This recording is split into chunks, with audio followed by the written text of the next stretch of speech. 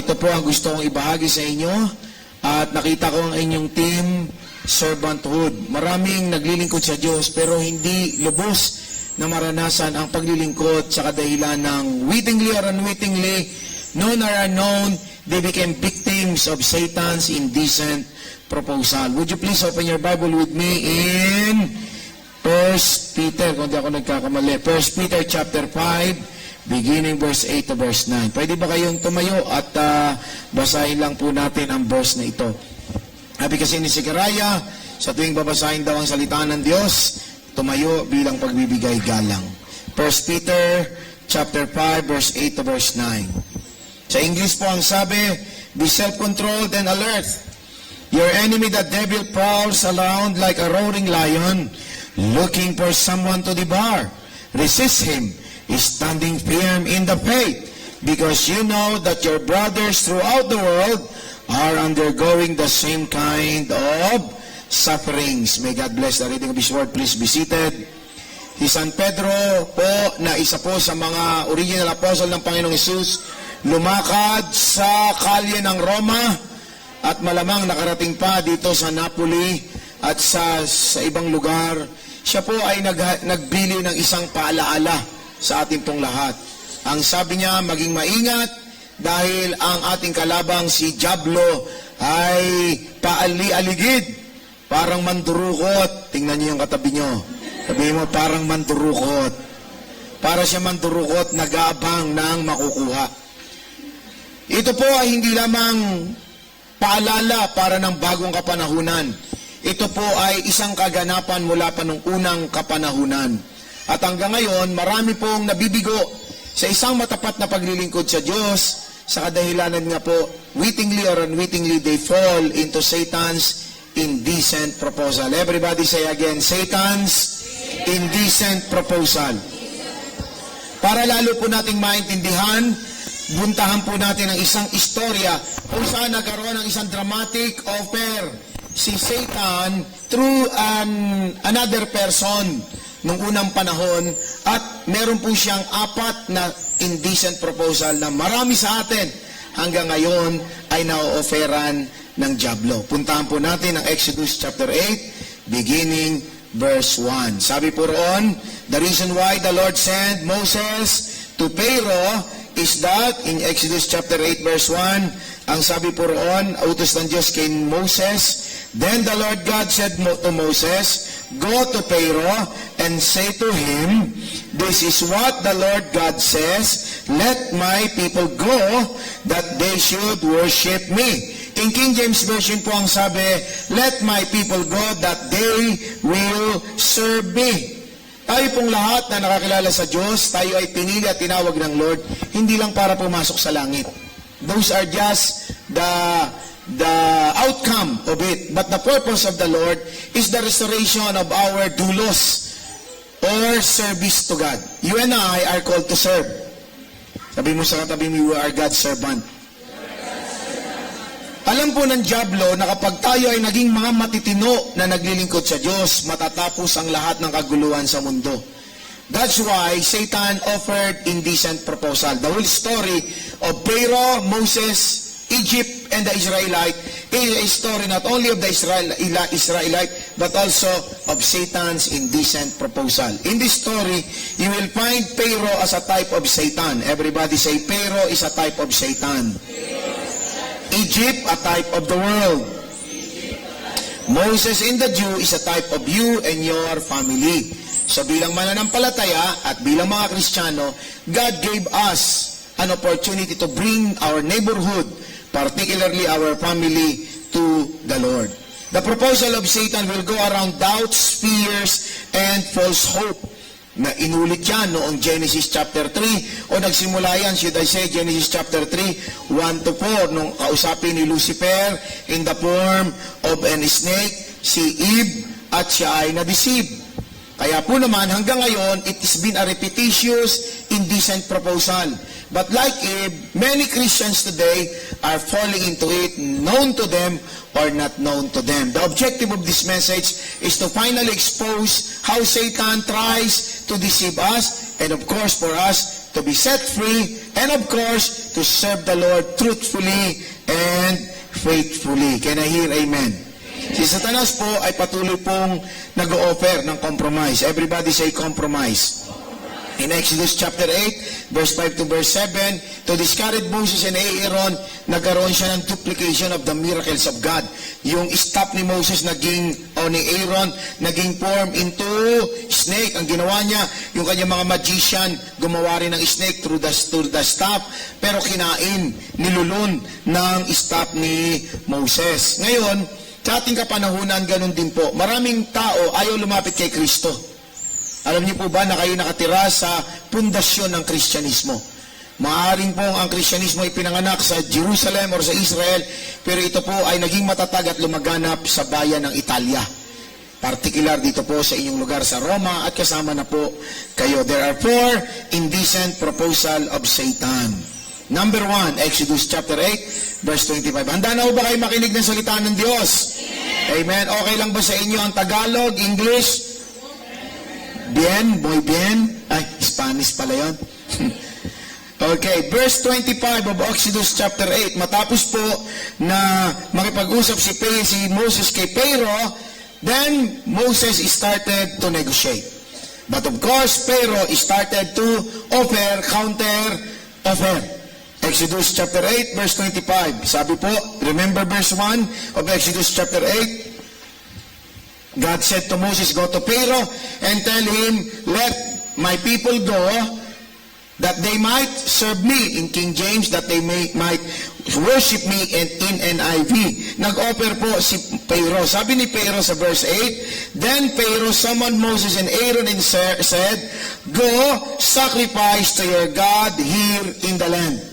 Everybody say, sacrifice to the Lord your God here in the land. Ano ang ibig sabihin nito sa ating kapanahunan? Ang lahat ng nakakilala sa Diyos, lahat na tumanggap kay Jesus, hindi kayo pipigilin ng dyablo na tumanggap kay Jesus kung hindi niya kayo mapigil. Pero may isa siyang pipigilin sa inyo. Tanggapin niyo si Jesus pero huwag kayong magbago ng buhay. Okay lang yan, sa linggo punta kayo sa JIL. Pero Lunes hanggang Sabado, akin kayo. Kaya pag linggo na ng umaga, sabi ni Satan, see you later. Ito po ang offer ng dyablo. Maraming Kristiyano naglilingkod sa Diyos, pero hindi mo maranasan ang kasiyahan at kagalakang maglingkod. Why?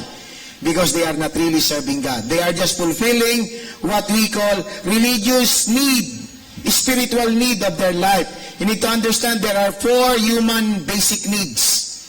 Number 1 need is our hunger needs. We want food. Diba naalala nyo, nag-aalmusal ka pa lang, nagtatabi ka na pananghalian? Need po natin yon. Second, of course, is the social need or the companion need. Kaya lahat tayo nagpapakabait, naghanap tayo ng ating kaibigan. Kaya kayo mga nandito, natutong mag-Italiano para tanggapin ng mga Italians. Are you with me? That's a need. Yung may asawa, o yung walang asawa, gustong magkaasawa. Yung namang may asawa, gustong magkaanak. Masama naman yung may asawa ka na maghahanap ka pa ng iba. Mali na po yun. But that is still part of the human need. Lahat po tayo, meron tayong tinatawag na human need. Ang ikatlo po, yung tinatawag pong covetous need. Yung on the positive side, the desire to grow or to have more. Kaya po yung sumusweldo ng 8 euro per hour, gusto 12. Yung 12, gusto 15. Yung 15, gusto 20. Yung 20, gusto 35. Walang tigil. Yung isang tao, pagdating ng Italia, bumili ng isang sapatos, pagkaraan ng isang buwan, bumili na naman ng panibagong sapatos. Hanggang pagtagal-tagal, naka-stock na ang maraming sapatos, nakalimutan niya, dadalwa lang yung paa niya, kaliwa at kanan. That's part of our human need. That's normal. At ang panghuli po, the spiritual needs. Kaya lahat po ng tao may relihiyon. Dahil po, it's innate to human being to worship a deity. Kaya nga po dumadami ang kulto dahil po iba't ibang offer ng religious group.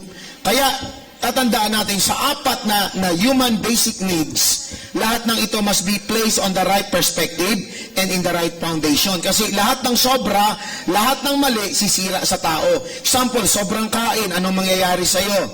Tingnan mo yung katabi mo. Sobrang kain, anong nangyari? Ayan. Ayan na. Sobrang kain. Sabi mo sa katabi mo, sobrang kain. Anyway, hindi naman yan ang topic ko.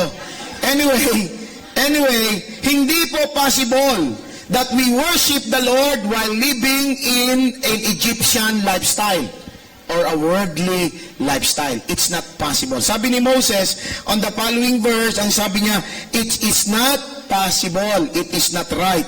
Everybody say, it is not right. Sabi po ni Moses sa verse 26, Moses said, that would not be right. Look at your neighbor, say to your neighbor, it's not right. Hindi po posible, hindi tama. Pag linggo, Biblia. Pag Lunes, bingo. Hindi ho possible. Hindi ho tama. Are you with me? Hindi po pwede na pag linggo, baptize in the Holy Spirit. Pag Lunes, baptize ng whiskey and alcohol. Hindi ho tama. Sabi mo sa katabi mo, parang may kilala siyang taga rito. Hindi ho tama. Bakit po? It is an abomination to the Lord.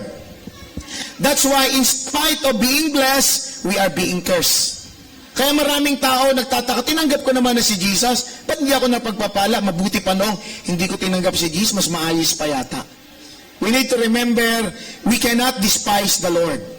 The things that are holy to the Lord must be honored and must be sanctified. Once you receive the Lord, Jesus Christ as Lord and personal Savior, you became positionally sanctified, meaning, nasa iyo ng Holy Spirit, banal ka na.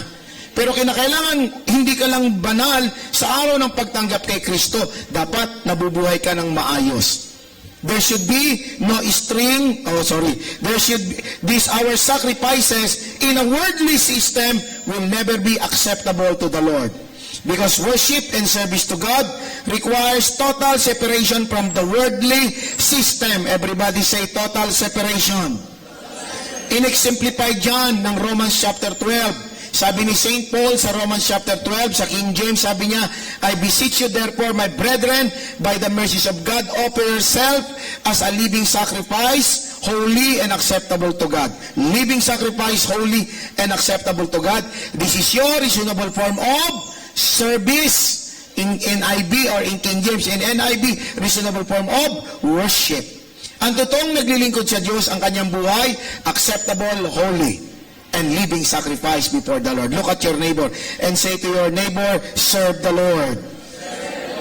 Meron pong isang libro si John Bunyan, ang pamagat po ay Pilgrim's Progress. But anyway, Romans chapter 12 verse 2, ang sabi po roon, do not conform to this world, but be transformed by the renewing of your mind, that you might know what is that good, acceptable, and perfect will of God. Dapat po nagbabago ang takbo ng isip natin. Sino sa inyo ang mga may mga iPad, BlackBerry, iPhone, sino may may computer? Minsan nabavirus yung computer, right? So anong ginagawa niyo pag may virus? Reformat, dadalhin sa repair, papatayin ang virus. Amen? Alam niyo ba, minsan ang ating pagkatao may virus? Kasalanan ho ang tawag doon. Pero anong ginagawa ng iba? Sa halip na magpa-reformat, tinatago. Hindi ho pwedeng itago because it will affect the whole operation. Ang mind po natin ay is recipient. It's like an entry, parang Mediterranean Sea. May dumadaong dyan. Alam mo ba ninyong walang pwedeng dumaong dyan nang hindi na-check ng Italian police, ng Coast Guard? Chini-check nila kung anong laman. Dahil lahat ng bawal hindi pwedeng ipasok. Are you with me? Sa ating din buhay, meron din po dapat bantay. At ang bantay po, salita ng Diyos. Lahat ng hindi pwedeng ipasok, huwag na nating papasukin. Kasi po, pag hindi natin ginawang ganito, magkakaproblema ang ating walk of life. Pilgrim's Progress, John Bunyan. Siya po ay nag-istorya paano ang progression ng Christian life. Nag-start from being convert. Everybody say convert. Ano yung convert? John 3:16. You accept the Lord, Jesus Christ. Sa Ilocano, ang sabi, takasalauna, iti panagayat ti Diyos, iti lubong, inted na anak na tibugbugtong. Tapno siya, sino man ang mamatik en kuana, saan mapukaw, no diket maadaan, tibiyag nga agnanayon. Ang lahat ng Ilocano ay magsabi ng Amen. Lahat ng Magbisaya ay magsabi ng ambot sa imo. Hindi nyo kasi naintindihan. Anyway, so, convert, pero hindi natatapos doon. Hindi pwedeng tumanggap ka kay Jesus, sigurado ka nang pumasok ng langit. Pwede ka lang siguradong pumasok ng langit kung bukas mawawala ka na sa mundo. Kaso nandito ka pa. So papasok kasi nito na tawag na process. Discipleship. Everybody say discipleship. Kaya importante ang mag-member o umaten ng life group through JL12 system. Magandang umaten ng encounter. Dahil ito na ang simula ng iyong discipleship program. May program ang church, meron pong program ang Diyos directly. Discipleship in your 24/7 life, 365 days a year until you die. May discipleship program ang Lord. And ang panghuli po, ministers. Lahat tayo is intended by the Lord to become ministers. Everybody say ministers. Anong ibig sabihin ng ministers? Servants. Lahat po tayo dapat naglilingkod sa Lord. Not on position. Hindi katulad ko. Ako po ay pastor, ginawa akong direktor. Pero all of those things are just for the organization. Ang totoo, lahat po tayo ay dulos. We are all bond servant. Alam niyo ang bond servant, nakamarka na sa atin ang pagiging lingkod ng Diyos. Alipin po tayo ng Diyos, hindi tayo amo. Kaya sa Diyos, pag lumapit tayo, hindi Panginoon. Ang ating paglapit, Panginoon. Amen? Yung iba ko kasi pag lumapit sa Diyos, Panginoon, Panginian. Hindi ho. Panginoon means, Lord, your will be done in my life. Can I hear amen? So, we should only worship the Lord outside a worldly system. Kaya mahalaga ang giving up. Giving up. Bad habits, bad attitude, bad deeds. Kung meron kang ex-boyfriend na nakatago pa ang picture sa'yo, may asawa ka na, sinusunog na ho yun. Hindi ho yung boyfriend, yung picture lang. Pinuputol. Kung dati kang manginginom, tumanggap ka na kay Jesus, inaalis na po yun. Are you with me? Hello? Importante po ang transformed life. Hindi po pwedeng, nagagalit tayo doon sa mga Sabadista dahil sumasamba ng Sabado. Tayo naman mga linggulista, linggo lang, Kristiyano. Hindi po pwede. Tayo po dapat ay Kristiyano, meaning it's our walk of life. Christianity is not a religion, it's a walk of life. Everybody say walk of life. So dapat from sinners to being saint, may malaking long way. Hindi po pwedeng sumakay ka ng speed train na mabilisan, nagbago ka. It's a process. Hindi po pwedeng pagtanggap mo kay Kristo, immediately, perfect ka. Hindi po. It's a process. Everybody say process. Number 2, sabi ni Moses, cannot be. Okay. Sabi ni Pero, kung ayaw mo, hindi rin ako papayag. So, pinaalis na naman po sila Moses. Pinatawag po sila. Why? Because Moses is not giving up. Verse 28 of Exodus chapter 28. Ano po ang sabi ng Exodus chapter 20, verse 8:28? Ang sabi po roon, then Pharaoh, pinatawag na naman po sila.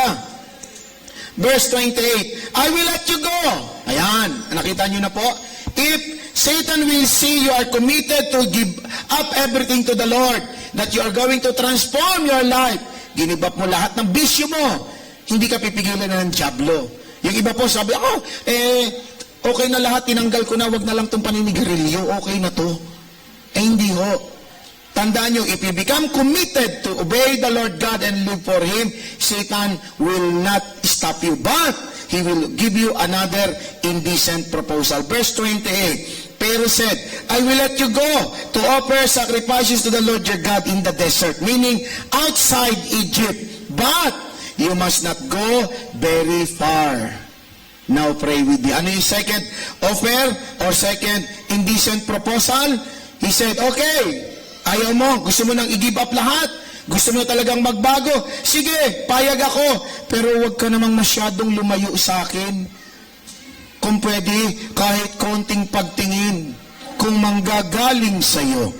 Binigyan niya pa ng tono, kahit konting pagtingin, kung manggagaling sa'yo, labis ko ng ligaya, dahil sa ikaw ay mahal ko. Kung minsan naman, kung may problema tayo sa buhay Kristiyano, inaawitan naman natin si Diablo. Sabi natin sa kanya kung minsan, giliw ko, miss na miss kita. Kaya may binabalikan. Mabait, isang linggo, isang buwan, pinagpala eh. Pero pag dumating ang pagsubok, wala na naman. Sabi ni Pastor, asan kaya siya? Wala na naman, balik siya doon sa dati. Bakit? Meron pa kasing connection. Pero ano pong sagot ni Moses? Hindi. We need to take 3 days journey. Sa Bible po, pag sinabing 3 days, it means complete. Jesus Christ died for 3 days. It means a complete death. 3 days prayer and fasting. It means a complete dying to self. 3 days jory, mababasa niyo from Old Testament to New Testament. Sa outside Napoli ka na. Are you with me? So sabi ni Moses, hindi pwede. Kailangan namin lumayo talaga. It means no string attached. Everybody say no string attached. Pwede bang pakitingnan niyo na sa iyong likuran? Just everybody, just look back, look back. Yan. Yan na po ang huling pagtingin niyo sa likod. Dire-diretso na ang ating lakad kay Kristo. Amen. Wala nang babalikan. Amen. Amen. Sabi ni Moses sa verse 29, as soon as we leave you, kailangang iwanan na po natin. Wala na pong babalikan. Kung kayo po ay may asawa, wala dapat pong number 2, wala dapat pong part-time. Full-time job po ang pagiging mag-asawa. Whether nandito sila sa Napoli o nasaan man silang lugar, full-time po. Kaya pag may nangligaw sa inyo, sabihin mo sa kanya, full-time na ako. Amen. Walang part-time. Wala hong sideline. Hindi ho tama. Tandaan ninyo, masusunog sa impyerno ang nabubuhay sa kasalanan. Pastor, hindi ako takot sa impyerno. So, hindi ka takot sa impyerno, maawa ka sa iyong mga anak, sa iyong kamag-anak. Dahil ang teaching ng Bible, kapag ikay nagkasala, up to 4th generation, bibisitahin ng Diyos ang kasalanan. Kung sa sarili mo, you don't care about your loved ones. Care about your community. Sayang ang buhay para sayangin at sirain. God requires transformed life. 2 Corinthians chapter 5 verse 17. Kaya nga ang sabi ron, therefore, if any man is in Christ Jesus, he is a new creature. All things pass away. Amen. Sabihin mo sa katabi mo, you look brand new. Sige na, huwag kayong mahiya. Tingnan nyo. Parang hindi kayo maniwala. Look at your neighbor and say to your neighbor, brand new man. Amen. Bagong nilalang. Sa Ephesians chapter 4 po yan, verse 20 to 24, the Bible said, put off the old man, put on the new man. Verb po yun, meaning, nasa ating mga kamay ang hakbang sa pagbabago. Salvation is God's work. We do not do anything about it. But to be transformed, we have a lot of things to do. May tinatawag po ang Bible na self-denial. Yung magagalit ka na sana dahil tinapakan ng pride mo. Magsusurrender ka, why? Lagi niyo tatandaan, ang nagpapakumbaba, laging pinagpapala. Amen? Laging pinagpapala. Transformed life. Importante po. Christianity is not just an activity. Christianity is not reformation. Hindi tayo nagre-reform. We are being transformed. Meaning, the old passed away, behold, new thing has come. The outward appearance might remain. Panlabas na anyo. Parang katulad po namin, about 8 years ago, nung makwalify po kami maging Canadian citizen, kami po ay nag-oath-taking, nag-pledge to be Canadian. Matapos po kami pumirma, tumanggap ng certificate, tinitingnan ko yung balat ko. Tiningnan ko yung ilong ko. Wala akong nabago. Siya pa rin. Ako ay Pilipino pa rin sa salita, sa gawa at sa ilong.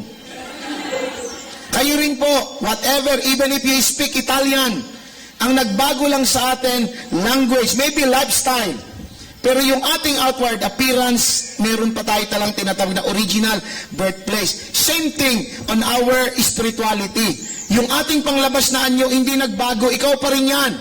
Pero your habit, your lifestyle, your thoughts, your interest started to change. Dapat po, heaven-bound na tayo. Are you with me? Hindi man bigla, paunti-unti. Kaya nga ang tawag sa atin, God's work in progress. Look at your neighbor again and say to your neighbor, I am God's work in progress. Sabihin mo sa katabi mo, hindi pa tapos ang Diyos sa buhay ko. Yan. Kung may nakitang imperfection sa'yo, sinabi sa'yo ng kapitbahay mo, kamag-anak mo, yan ba ang born again? Sabihin mo sa kanya, hindi pa tapos ang Diyos sa akin, abangan mo lang. Magbabago din ako. Amen. Amen. Palakpakan natin ang ating Diyos na buhay. Somebody shout, hallelujah. Amen. Number 3. Number 3 na po. Dahil ayaw pumayag ni Moses, nag-offer na naman po si Pharaoh, a representative of Satan. Exodus chapter 10. Ang sabi niya po rito sa Exodus chapter 10 verse 8 to verse 11. Tingnan niyo po ito, very interesting. Exodus chapter 10, 8 to verse 11. Sabi po ni Pharaoh, okay, verse 10. Sabi niya po roon, Pharaoh said, verse 8 po, then Moses and Aaron were brought back to Pharaoh. Go worship the Lord your God, he said. But just who will be going? Sino ang isasama ninyo? Sabi ni Pharaoh. Sabi ni Moses, Moses answered, we will go with our young and old, with our sons and daughters, and with our flocks and herd, because we are to celebrate a festival to the Lord. Verse 10, the indecent proposal. The Lord be with you if I let you go, along with your women and children. Clearly, you are bent on evil. No! Have only the men go and worship the Lord, since that's what you have been asking for. Then Moses and Aaron were driven out of Pharaoh's presence. Ano ang second, third indecent proposal? O sige, tumanggap ka na kay Lord. O sige, makipag-break ka na sa job. O sige, nagbago ka na. Para ka ng santo at santa. Talaga naman, lagi mo nang kasama ang Lord. Pero pwede ba ikaw na lang? Huwag mo nang isama ang asawa mo at anak. Paglinggo, huwag ka nang mag-invite. Ikaw na lang, hayaan mo sila. Pero anong sabi ni Moses? Hindi pwede. Bakit gusto ni Pharaoh na mga men and old men lang? Tandaan niyo, during the time when Israelites is under the bondage of Egypt, ang mga kalalakihan nila mga pagod, kulang sa tulog, kulang sa kain. Tingnan niyo yung katabi ninyo. Kulang sa tulog, kulang sa kain. Kaya sabi ni Pharaoh, yan na lang isama mo. Total, pagod na rin ako sa kanila eh. Pero yung mga bata, akin yan. Yung mga babae, ito yung magaganda mga babae, tingnan niyo yung katabi ninyong babae. Mga artistahin yan. Sabi ni Moses, sabi ni Pharaoh, huwag mo na silang isama, ikaw na lang. Ano po ibig sabihin nito? Satan is trying to make an indecent proposal. If you want to go to heaven, you go alone. Do not bring your family. But that is not the right way. Because even in Old Testament to the New Testament, it has been revealed. It's God's plan for the whole family to be saved. In Acts chapter 16 verse 31, remember the promise of the Lord through St. Paul. Sabi roon, if you believe on the Lord Jesus Christ, you shall be saved as well as your whole household. Kapag tinanggap mo si Jesus, maliligtas ka kasama ang iyong buong pamilya. Pastor, automatic ba? Hindi po. You need to work it out. Parang katulad po ninyo rito, kapag may papeles na kayo sa Italia, pwede nyo nang invite ang pamilya ninyo. Are you with me? Kami po sa Canada, 3 taon lang, magtitiis ka muna. Kung ikaw ay caregiver pumasok, tiis ka muna. Kuskus dito, kuskus doon. After 3 years, pag lumabas ang iyong permanent visa, pwede mo nang invite ang iyong pamilya. Hindi pwedeng automatic, magko-qualify ka. Pag ikay umabsent ng 1 buwan, lumabas ka ng bansa, magdadagdag ka ng panibago. Pag hindi ka nagbabayad ng tax, nako, disqualification yon. Kaya kailangan mag-qualify ka. Ganon din po naman. Ikaw ay ligtas, pero mahalaga sa Diyos, namuhay ka ng ayos para maranasan mo ang pangako ng Diyos, ang iyong pamilya ay maliligtas. Si Joshua, ang sabi niya sa Joshua chapter 15 verse 24, as for me and my house, we will serve the Lord. Sa book of Jeremiah, I think in Jeremiah chapter 31, if I'm not mistaken, ang sabi roon, those who have been spared from famine and sword, I will be their God. May pangako ang Diyos. Kaya lang si Satanas ayaw niya. Kaya ano po ang nangyayari minsan sa church? Mahirap po na kapag sa loob ng church, ikaw lang mag-isa ang nag-church, ang pamilya mo hindi. Hindi ganap ang pagpapala ng Diyos. Especially kapag ang ama ng tahanan ang naiiwan. Tandaan ninyo, mga amang lalaki, sa inyo nakipag-covenant ang Diyos. Kaya huwag niyong hayaan ang inyong asawang babae lang ang malapit sa Diyos. Ang asawang lalaki po ang dapat na nangunguna sa pananalangin, nangunguna sa paghingi ng pagpapala ng Diyos. Because in the history of humanity, it is to man that God established a covenant to bless. Nadamay lang po ang kababaihan at ang inyong mga anak. Kaya kung ano ang kararatnan ng inyong mga anak, gentlemen, you are responsible. Responsable po tayo. Kaya wag ho nating hayaan.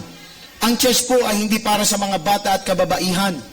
Ang totoo po niyan, since the beginning of time, more seats are reserved for gentlemen. Kaya nga po nagkaroon ng confusion sa kultura. Kasi po ang mga kalalakihan ng unang panahon, nakaupo lahat sa harapan. Ang kababaihan sa likod nakaupo. Nariyan pa ba kayo? Kaso, nagkaroon may nakapangasawa, example, si Isko, napangasawa niya si Iska.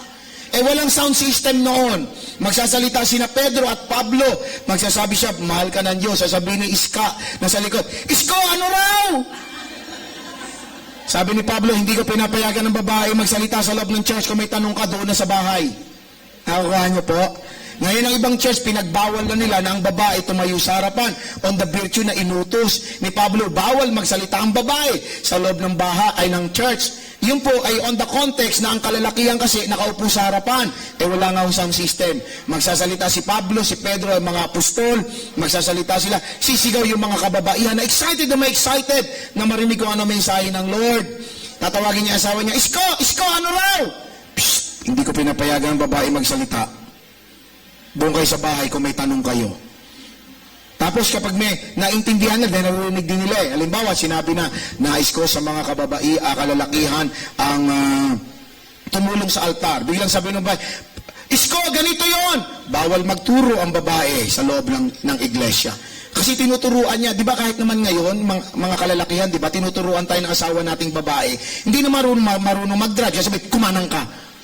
Habang nagmamana, doon ka, diretso, stop. Hindi. Hanggang ngayon, tinuturuan tayo ng mga asawa natin. Tayo, hindi naman marunong mag-drive.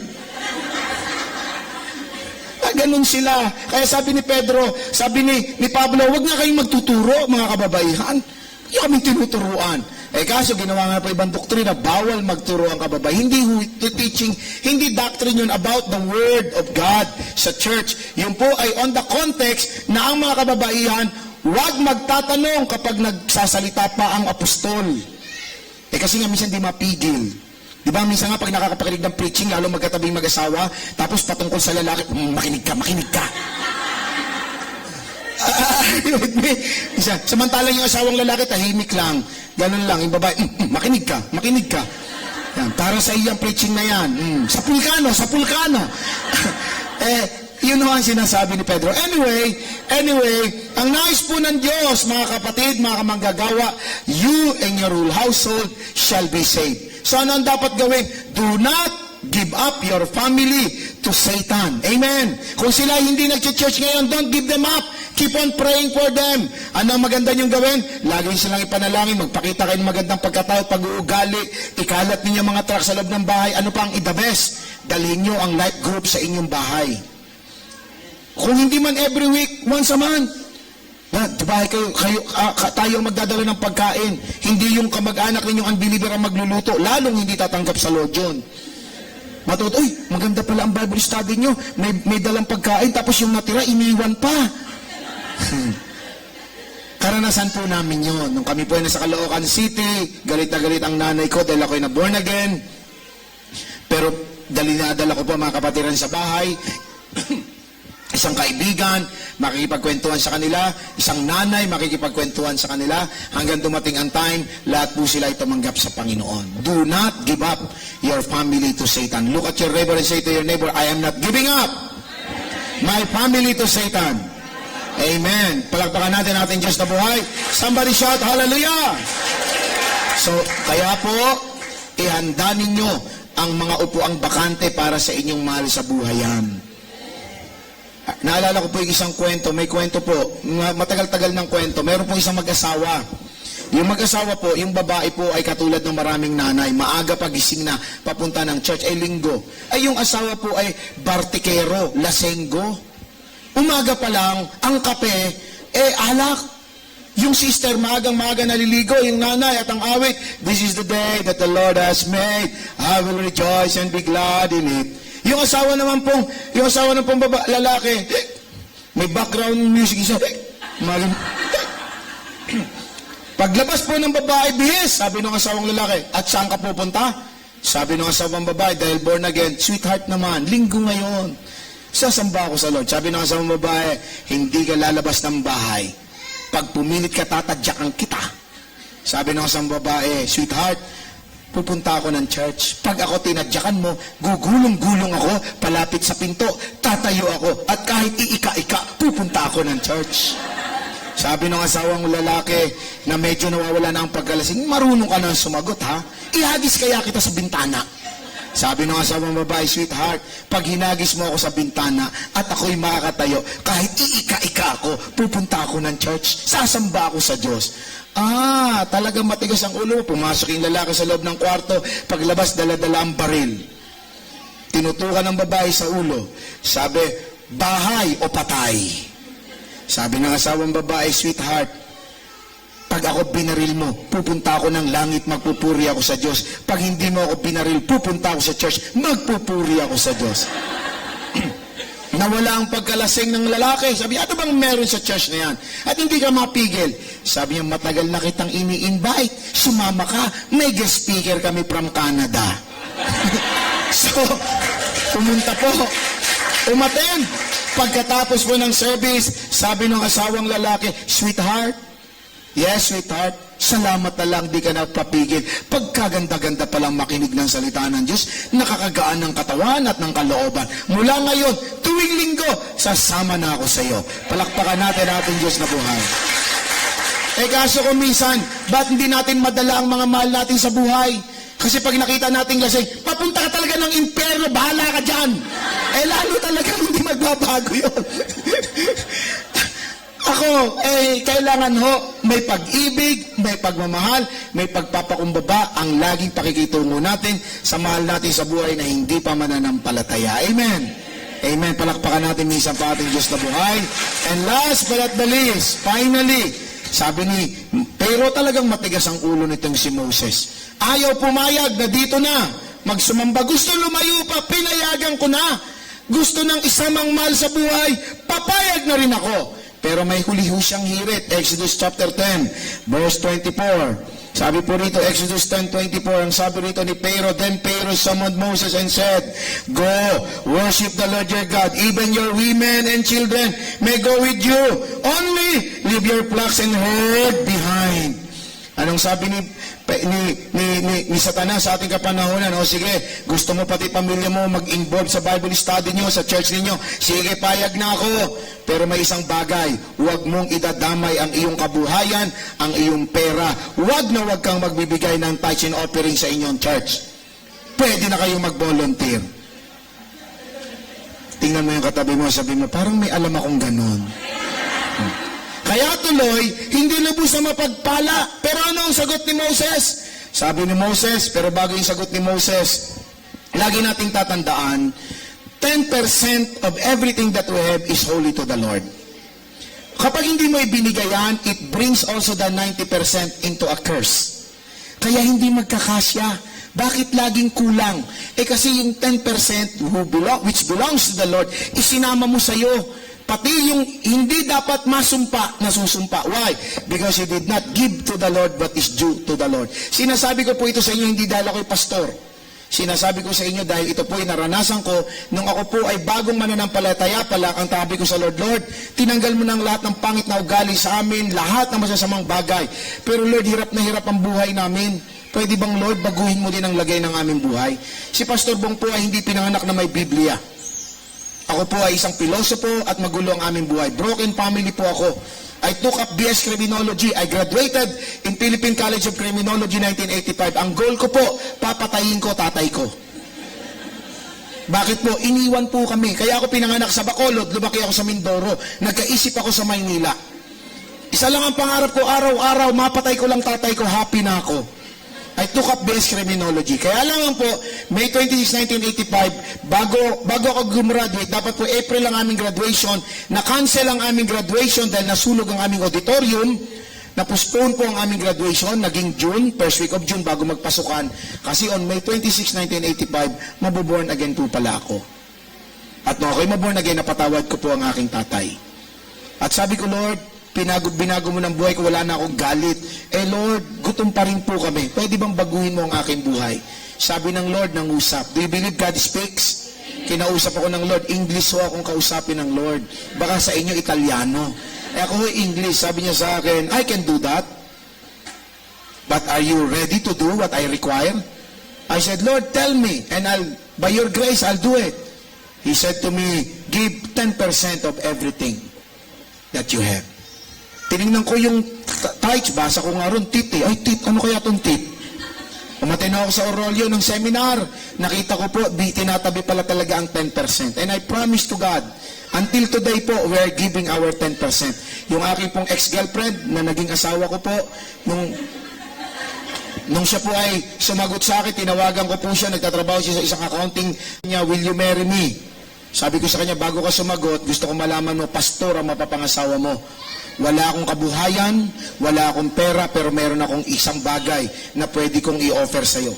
Ang katapatan sa iyo dahil sa katapatan sa Diyos. Katinuan ng paglilingkod. Kung gusto mo na magkaroon ng ganitong asawa, I'm offering it to you. Sumagot agad siya ng, yes, yes. Sabi ko, bukas din kasal. Baka magbago isip. Hindi ho, after 6 months. Anyway, ang sabi ko sa kanya kasama ang sa agreement natin, lahat ng blessing natin, 10% must be given to the Lord. And until today, we are doing that. Natutunan ko ba po ang first fruit offering? Unang buwang sweldo, binibigay ko pong buo sa Panginoon. Increase, kung may 500 akong increase, unang buwan, bigay po sa Panginoon. Lahat po, why? Because I believe on the Word of God.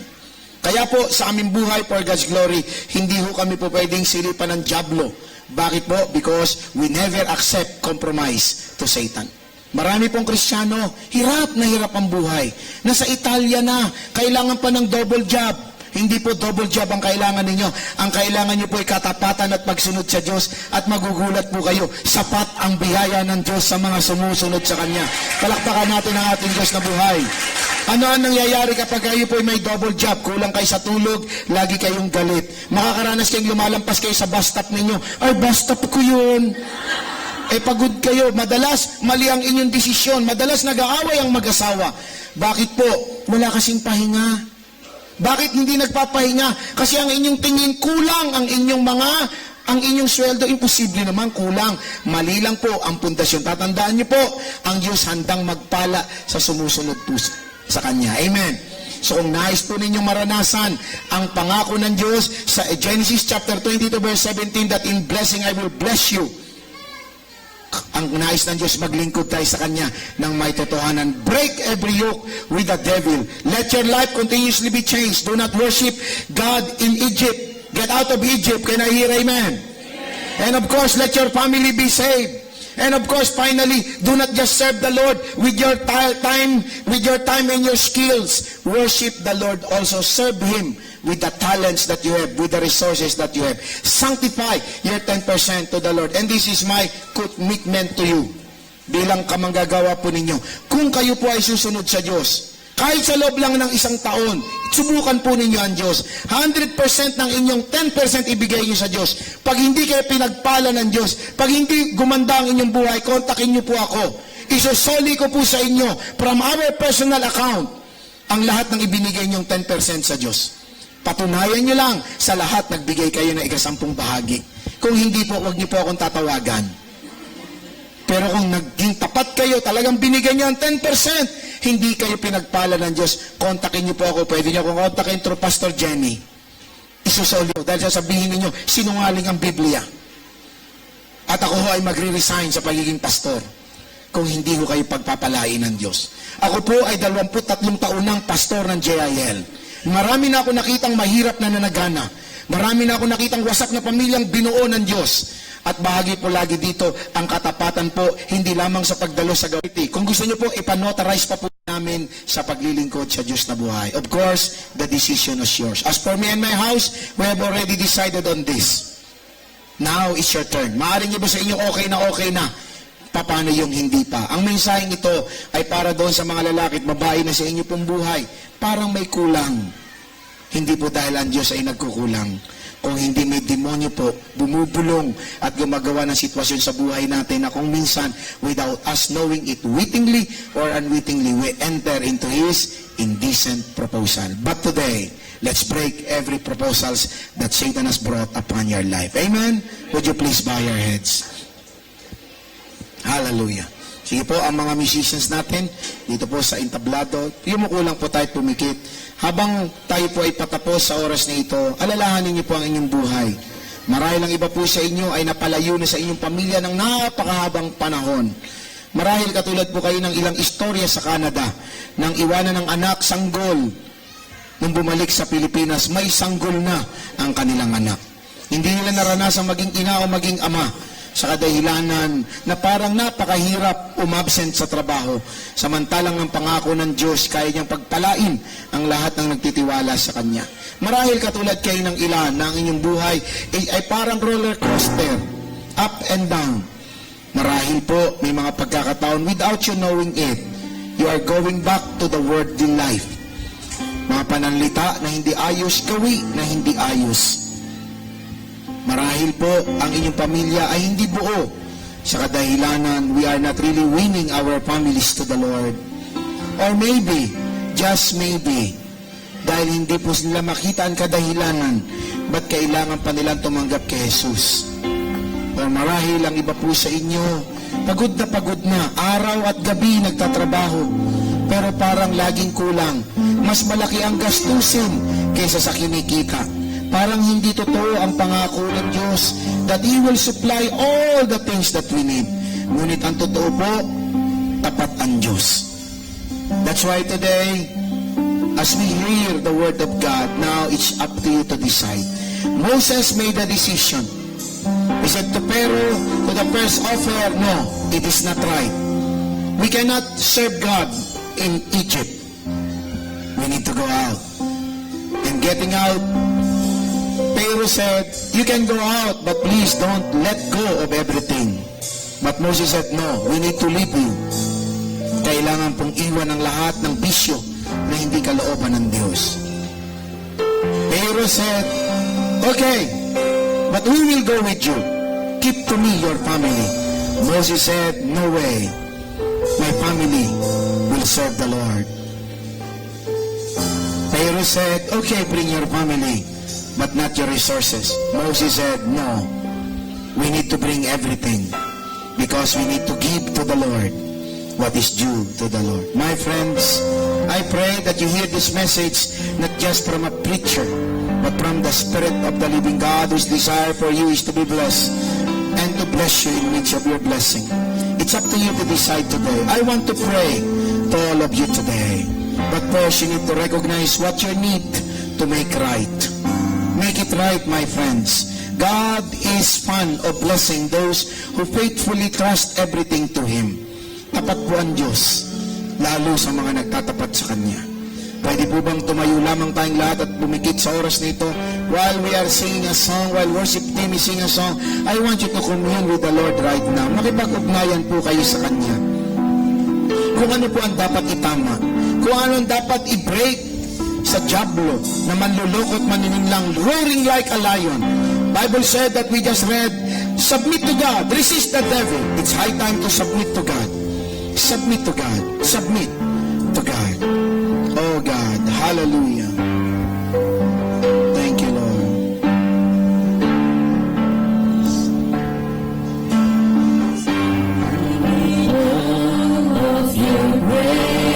Yes, make it a prayer, my friends. Kung ito ay buhay ninyo na kailangan ng isuko, isuko nyo po.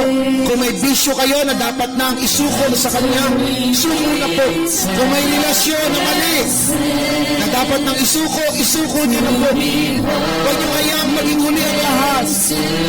Kung sa araw na ito ang inyong pamilya ay kailangan isuko sa Kanya, isuko na po natin. Hilin natin sa Diyos ang kaligtasan ng ating mahal sa buhay. Kung ito po ay ang ating mga igapon, touching offering, na nais yun ang isanctify sa Diyos para hindi na po kayo maghirap at maging kahos. Yes, ask the Lord right now. With hands lifted up, my Jesus, my Lord, hands lifted up, please. My Jesus, my Lord, you're the Lord of my life. Oh God, wherever you go, I'll be by your side. I'll be by your side. Oh God, no longer I, but Christ living in me. Serving you for all eternity. Serving you for all eternity. Everybody say, my eyes set on you. I set on you. On this race that I run. This race that I run. No longer my way. No longer let your will be done. Let your will be done. Make me a servant. Make me A servant. My heart's ever true. Clinging to the cross. clinging to the cross. I follow. Just hum the chorus, hum the chorus. Allow God to move in this place. Allow God. He knows your burden and your will. Alam niyo po, alam ng Diyos ang lahat na nangyayari sa inyong buhay. Hindi siya natutuwa at nagagalak pag kayo hikahos at magulo ang buhay. But unless we get out of Egypt, unless we allow God to save our family, unless we sanctify all our blessings to the Lord, Satan will continue to feast, destroy our lives and our family. But today I pray, may God find a person in this place who are humble and broken to say to the Lord, Lord, here I am ready to get out of all the indecent proposal that Satan has brought into my life. Yes, be ready now, be ready. Just say this prayer with me. Sabihin niyo lang po ang panalangin ito. Sabihin niyo lang po, minamahal na Diyos, amang makapangyarihan sa lahat. Narito po ako. Batid ang katotohanan. Alam mo ang lahat sa aking buhay. Narito po ako. Humihingi ng tawad sa lahat-lahat ng pagkukulang, kamalian, kapabayaan, pagsuway sa lahat ng iyong utos. Panginoong Hesus, inihiling ko po, linisin mo ako sa pamamagitan ng iyong banal na dugo. At sa sandaling ito, inihandog ko sa iyo ang lahat-lahat sa akin sa pangalan ni Jesus. Amen. Just bow your heads. Just bow your heads. Close your eyes. While the instrument is playing, doon lamang po sa may mga mabibigat na kabigatan, yun lamang po. Alam po ninyo na kailangan ninyo ng panalangin at kasama po ng pagsuko ng anumang bagay na nais yung isugo sa Diyos. Buhay ba? Bisyo ba? Maling relasyon? Pag-uugali? Kapangakuan na mula ngayong araw na ito, itatalaga ninyo ang 10 bahagi ng inyong biyaya at pagpapala sa Diyos. At kung meron po kayong kabigatan, nais ko po kayong ipanalangin. Yun lamang po na alam ninyo meron kayong dapat isuko sa Diyos. Sa maliit na space dito sa harapan, nais ko po kayong lumapit. Papatungan ko lamang po kayo ng aking kamay and ask the Lord to bless you. There is no power in my hand, but there is power in the Him to whom I serve in the name of Jesus. Just come to the altar while our worship team is just singing a song. Come as fast as you can. Lift up your hands as you can. Dito po, lapit po kayo. Taas niyo po ang inyong kamay. Mahal po kayo ng Diyos, kapatid, sa pangalan ni Jesus. Yes. At sabang sa inyong pagsuko sa Diyos na buhay, sa pangalan ni Jesus, hinihiling ko sa Diyos na ating pinaglilingkuran, baguhin niya ang takbo ng inyong buhay. And by the authority of the name of Jesus, I break every yoke, every curses, every sin, every poverty, every works, was and plans of Satan that has been brought upon your life in the name of Jesus. In the name of Jesus. And let God see your humility in Jesus' name. My dear brother, receive the fullness of the Spirit of the living God upon your life. I speak blessing. I speak blessing. I speak blessing in Jesus' name. Lord, I speak blessing in Jesus' name. Lord, I speak blessing and I declare blessing upon your peace, upon your lives in the name of Jesus. Let there be strength, harmony, and favor of the Lord. I demand the blessing of God to come upon you. Tapos na ang panahon ng kahirapan at kaguluhan sa masunuring anak ng Diyos. Tanggapin ninyo ang biyaya at pagpapala ng Diyos in the name of Jesus.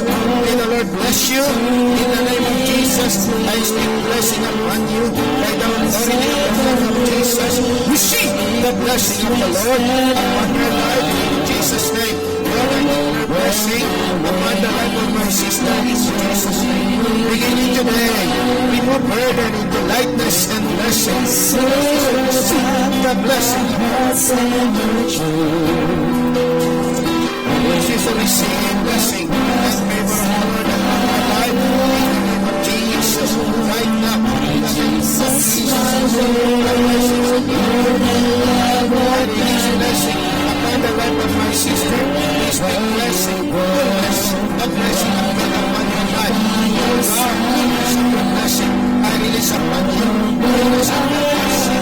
New things, new things, new things upon your life, new things. In the name of Jesus, in the name of Jesus, peace, right now.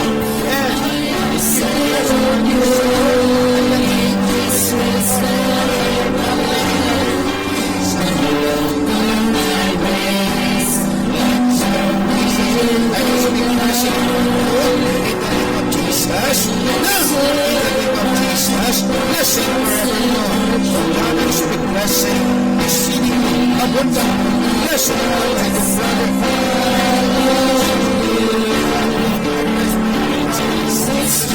I speak the blessing over the Father's let him be blessed today. Yes, walk with me as the man.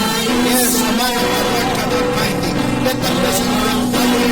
Yes, in the name of Jesus. As you read your life to the Lord, let the Lord go with you. Strengthen you. And let the Lord bless you. The blessing of the Lord is blessing upon you. Yes, the Lord God said, whosoever we lay our hand, he shall bless. Beginning today, I command blessing to come upon you, my dear sister. Yes, I bless from all your struggles and worries. For the Lord God will bless His people. Receive the rest of the Lord and His blessing.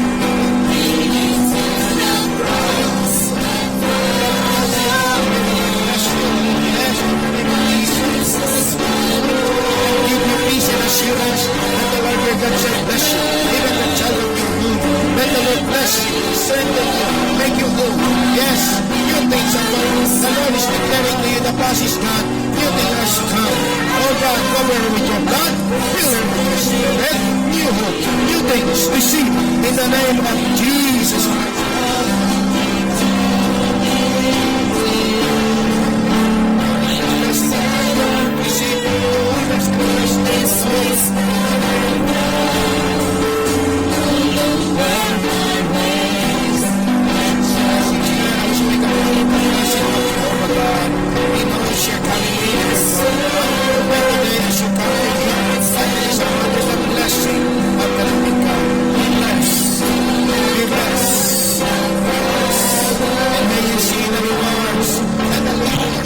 Rewards of your labor, receive in the name of Jesus. The Lord has closed, yes, the loophole upon your life, and let the Lord bring abundance of favor upon you, the anointing of God's blessing be upon you.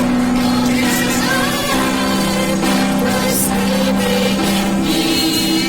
Bless them, O God, receive the blessing of the Lord. The Lord bless you, anoint you, and the Lord go with you. You are not alone. This way stand you're the Lord my ways. I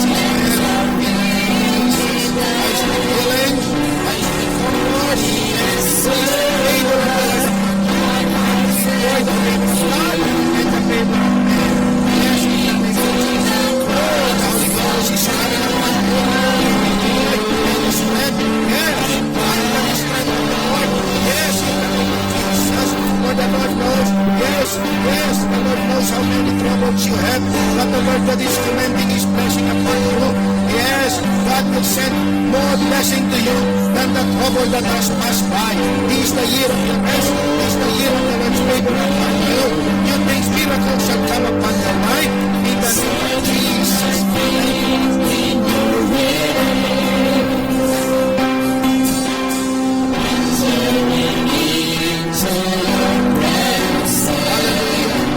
Drink to confidence beliefs. They have sacrificed a lot in the past. Now let the Lord reward you openly in the name of Jesus. Always remember, in unity, there is God's command of blessing. I speak blessing upon you in the name of Jesus. I command heaven to be open upon your family and upon your life. The Lord Jesus that has come upon your life.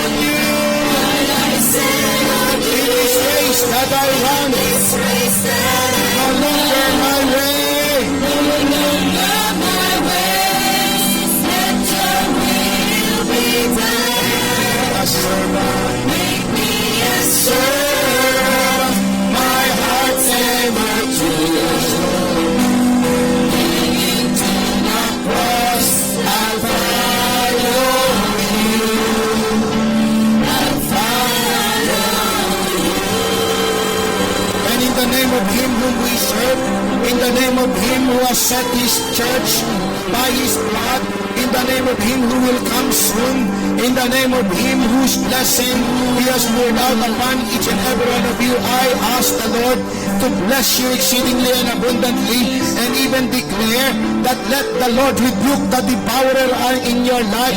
Let the Lord rebuke Satan that has proposed indecent proposal, and let the Lord break every yoke of the devil over your life. And in the name of Jesus, I command heaven to send blessing upon you in Jesus' name. Let there be transformation.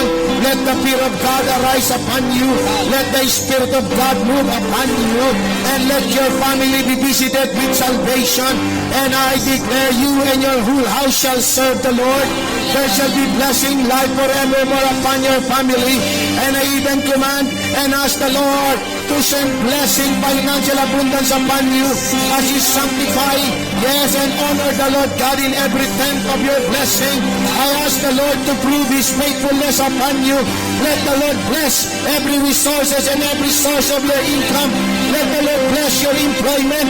And if you have none, I ask the Lord to send you the best employment that you can enjoy. Blessings in the name of Jesus. Abound in the blessings of the Lord God Almighty. For the Spirit of the Lord is saying upon you, I have set you in this place to receive your healing. In the name of Jesus. And for those who are needing miracles in your status here in Italy, we ask the favor of God to touch men of authority and immigration. I even ask the Lord right now to touch employers, to extend favor and mercy and grace upon you. Be blessed. And for all your families who are distant from you, we ask the Lord to protect them and keep them until the day they come here to Italy to live with you, or whatever your heart's desire. Let them be blessed, let them be saved, and let Jesus Lord over them. And for JIL Napoli, we declare that the perfect will of God be established upon you. For the Lord God has set you as a light into this place. Yes, a city that is in darkness will find the light, and through your life they will see the light. Many lives will be changed. We call men and women from all walks of life to know Jesus Christ through JIL Napoli Church. We call in the name of Jesus. Let them be found, let them be saved in Jesus' name. And I pray for all the leaders of this church, led by Pastor Jenny and his wife, and together with the church management team. I ask the Lord to release upon you double portion of His anointing. Fear not, you might be small, but you are not weak. For the Lord your God is upon you. He will cause you to stand strong. You will conquer cities. You will conquer home and people in the name of the Lord your God.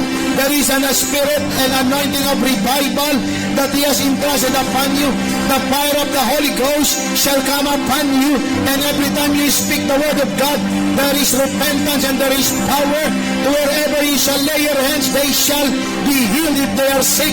You will cast out devils in every cities and every homes and every people, and the Lord God Almighty shall cause multitudes of people to come, and that they will know that Jesus is Lord in this place. And together with the congregation, the Spirit of the fear of God shall come upon you, that you might begin to hate sin and abhor sin, and in doing so, heaven will be open and blessing shall overflow upon you.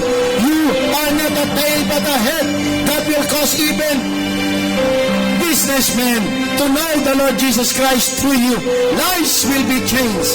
JIL Napoli, be ready for the visitation of the Lord your God has begun, and we declare Jesus is Lord over Napoli. Napoli belongs to Jesus, and to Him all the glory. To Him all the honor. Somebody shout